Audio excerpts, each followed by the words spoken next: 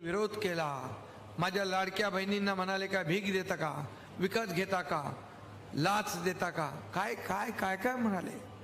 अरे तुम्ही विरोध करताय एकीकडे सांगताय पैसे नाहीत तिजोरीमध्ये, हे फसवतायत, आणि दुसरीकडे आता योजना जाहीर करताय.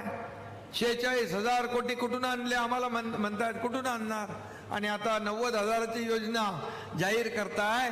म्हणजे तुम्ही माझ्या लाडक्या बहिणी भावांना, शेतकऱ्यांना पूर्णपणे फसवण्याचा पूर्ण प्लॅन केलेला आहे. जसं राजस्थानमध्ये फसवलं, हिमाचलमध्ये फसवलं, कर्नाटकमध्ये फसवलं, निवडून येताना मतं मागितली, हे देतो ते देतो, ही योजना देतो ती योजना देतो, निवडून आल्यावर म्हणाले पैसा नाहीये, केंद्राने आम्हाला पैसे दिले पाहिजे. अशी फसवणूक आपल्याला फसवणूक करून घ्यायची नाही. आणि म्हणून मी तुम्हाला सावध करायला आलोय. जे लोक विरोध करत होते त्यांना आता या लाडक्या बहिणीच्या योजनेमुळे झोप लागत नाही. त्यांची झोप उडाली आहे. त्यांना वाटलं पैसे देणार नाही, फक्त महायुती घोषणा करेल. पण आम्ही जसे पैसे द्यायला लागलो तसं म्हणाले लाडक्या बहिणींना, काही लोक म्हणाले लवकर लवकर काढून घ्या नाही तर सरकार काढून घेईल. काय बोलायचं. आणि म्हणून हे देणारं सरकार आहे, हे देणारा, ही देना बँक आहे, लेना बँक नाही.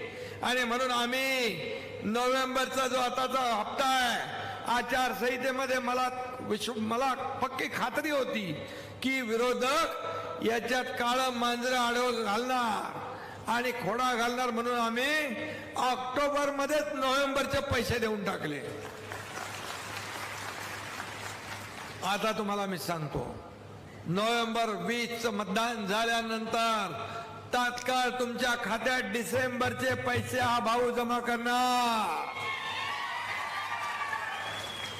हा आमचा वादा आहे, हा आमचा शब्द आहे. आणि म्हणून हे देणारं सरकार आहे, घेणारं नाही. हे हप्ते भरणारं आहे, हप्ते घेणारं सरकार नाही. आता म्हणतात की सरकार त्यांचं आलं की म्हणाले आम्ही सर्व योजनांची चौकशी लावू.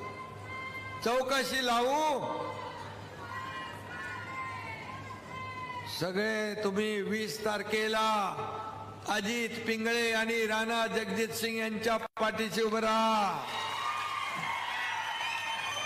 आणि तुम्हाला सांगतो, म्हणाले की चौकशी लावू सर्व योजनांची. जे अधिकारी याच्यात काम केले ज्यांनी, त्यांना जेलमध्ये टाकू. सत्ताधारी ज्यांनी निर्णय घेतले त्यांना जेलमध्ये टाकू. अरे कसले का पोकळ धमक्या देता तुम्ही, तुमच्यात किंमत आहे का.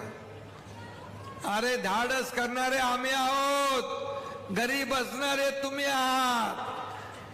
आणि म्हणून मी सांगतो, माझ्या लाडक्या बहीण भावांसाठी, शेतकऱ्यांसाठी जर जेलमध्ये जायची पाळी आली तर एकनाथ शिंदे एकदा नाही 100 वेळा जेलमध्ये जायला तयार आहे. पण तुमचं सरकार, आमचे हे लोक येऊनच देणार नाहीत. त्यामुळे तुमचीच चौकशी करावी लागेल. तुम्ही 2.5 वर्षात काय काय काय काय काय काय घोटाळे केले. त्यामुळे तुम्ही बोलले म्हणून मी बोलतोय. आमच्या नादाला लागू नका. हे मधमाशाचं मोहळ आहे. जर मोहळ उठलं तर कुठं चावेल का माहित नाही. आणि म्हणून सांगतो, हे धाडस केला आम्ही. 2 वर्षापूर्वी उठाव केला, कारण तुम्ही धोका केला, बेईमानी केली. अजितला मी सांगू इच्छितोय, तेव्हा शिवसेना भाजप युतीचं सरकार यायला पाहिजे होतं 2019ला. पण तुम्हाला सत्तेमध्ये मुख्यमंत्री व्हायचं होतं.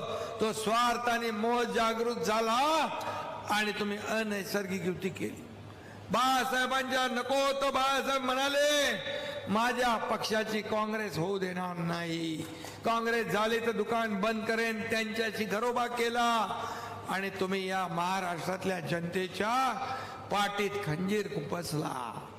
या बाळासाहेबांच्या विचारांना तुम्ही तिलांजली दिली. आणि म्हणून आम्ही उठाव केला.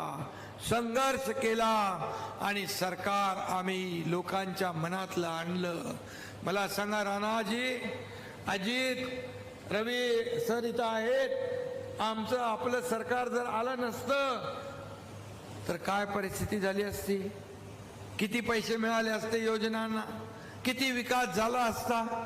आणि म्हणून तुमच्या मतदारसंघात पण भरपूर पैसे आले आणि हे सगळे जे पैसे आहेत हे जनतेचे आहेत.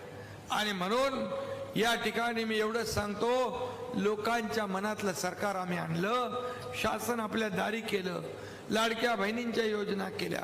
यांना या पटल्या नाही, यांना हजम झाल्या नाही आणि म्हणून हे रोज काय ना काय नवीन आणताय. आता मला सांगा, ज्याने तुमच्या योजना बंद करायला कोर्टात गेले ते काय तुम्हाला 3,000 रुपये देऊ शकतील? देतील? तुम्हाला विश्वास आहे? पण आम्ही जे बोलतो ते करून दाखवतो. एकदा शब्द दिला की शब्द मागे घेत नाही. हे बाळासाहेबांनी, आनंद दिघे साहेबांनी आम्हाला शिकवलेलं आहे.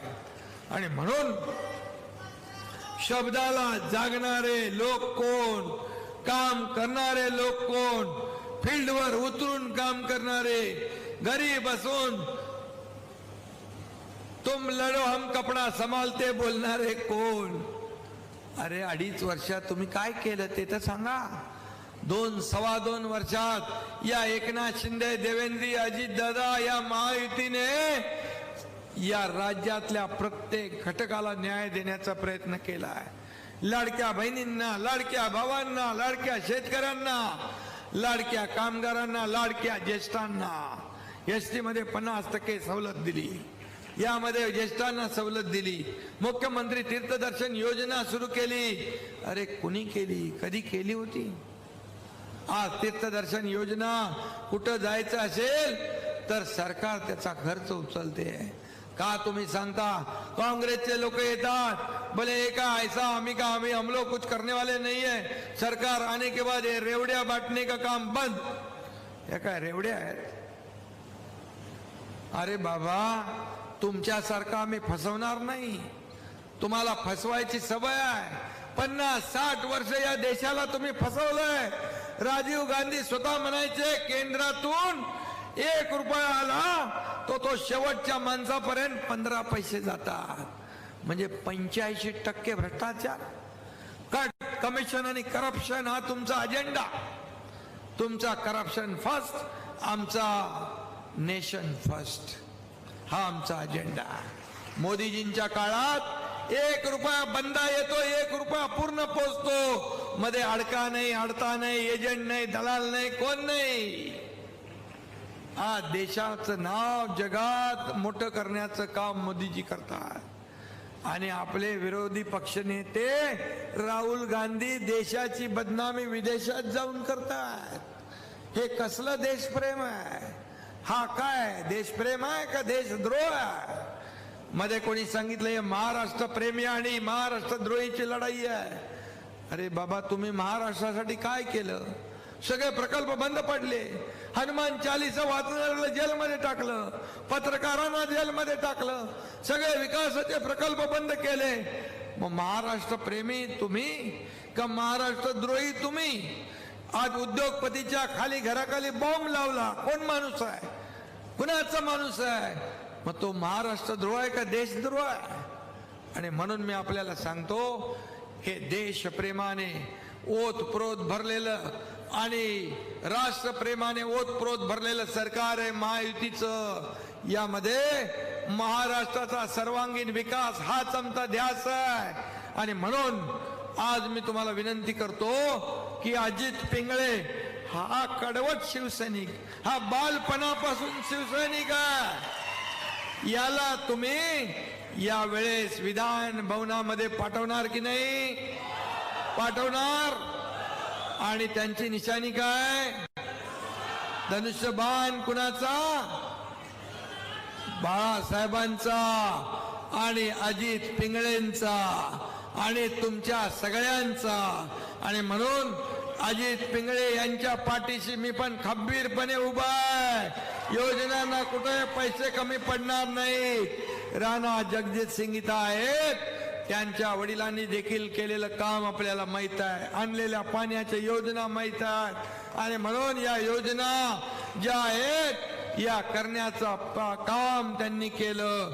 आणि म्हणून आज हे दोन्ही उमेदवार, एकीकडे धनुष्यबाण दुसरीकडे कमळ, या दोन्ही लोकांना आपल्याला विजयी करायचा आहे. महायुती आणायची आहे ना, योजना आपल्या चालू ठेवायची आहेत ना, या सगळ्या घरी बसलेल्या लोकांना कायमचं घरी बसवायचं आहे ना, विरोधकांना चारी मुंड्या चित करायचं आहे ना. मग लागा कामाला. 20 तारखेला या ठिकाणी एवढा बटन दाबा की समोरच्याचा डिपॉझिट गुल झालं पाहिजे. आणि म्हणून आपल्याला माझी विनंती आहे, फटाके दिवाळीला फोडलेत ना आपण, काय बाकी ठेवलेत की नाही? 23 तारखेला फटाके फोडायला या ठिकाणी हा एकनाथ शिंदे गुलाल उधळायला आल्याशिवाय राहणार नाही. आणि त्याचबरोबर महायुतीने केलेली कामं मी आता सांगत नाही, भरपूर केली आहेत. 11,700 कोटी कृष्णा मराठवाडा सिंचन प्रकल्प, Kodgaon technical textile park, Dharashiv Tuljapur Solapur railway, शासकीय वैद्यकीय महाविद्यालय, तुळजापूर तीर्थक्षेत्र विकास आराखडा, निम्न तेरणा उपसा सिंचन योजना. आणि काय सांगू, आणखी बरंच आहे, मी सांगत नाही. आणि जर तुम्ही अजितला आमदार बनवलं, तुम्ही अजितच्या जागेवर दुसरा आमदार बनवून काय मिळवलं? पुन्हा आपल्या धाराशिव मध्ये विकासाची गंगा आणायची असेल तर अजित पिंगळेलाच मतदान करा आणि त्याला विजय करा. धन्यवाद. आणि एकीकडे धनुष्यबाण आणि राणा जगजित सिंग यांचा कमळ, दोन्हीकडे प्रचंड मताधिक्याने विजयी करा, एवढी विनंती आपल्याला करतो. धन्यवाद. जय हिंद, जय महाराष्ट्र. साहेब काही प्रवेश आहेत, साहेब काही महिलांचे प्रवेश आहेत, आपल्या माता भगिनींचे आहेत.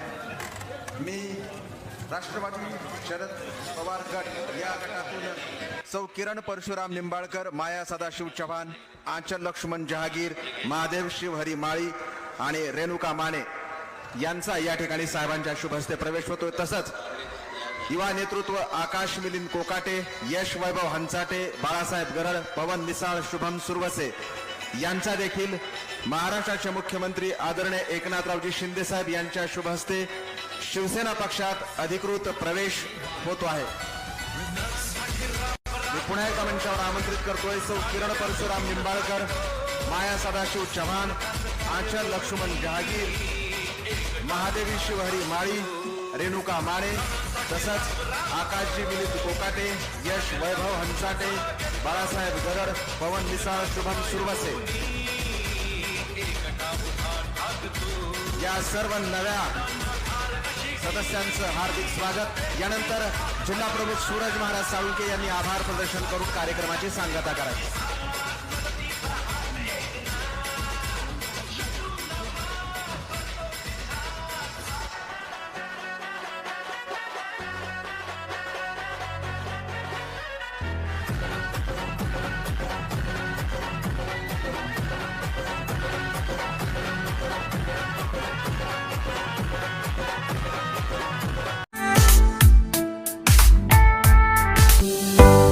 आपल्या प्रत्येक सोहळ्याला अगदी 4 चांद लावण्यासाठी, प्रत्येक इव्हेंटला अविस्मरणीय बनवण्यासाठी आम्ही आहोत आपल्या सेवेत. Tuljapurkar event management service. आमच्याकडे उपलब्ध आहे बलून डेकोरेशन, कार डेकोरेशन, मंडप डेकोरेशन, बर्थडे पार्टी, नामकरण, हल्दी डेकोरेशन, साखरपुडा, गृहप्रवेश डेकोरेशन, बँड, डीजे, घोडा, वधूवर मेकअप, मेहंदी, अक्षदा पॅकिंग, देवकार्य आणि सर्व प्रकारच्या सोहळ्यांसाठी परफेक्ट डेकोरेशन आणि इव्हेंट मॅनेजमेंट.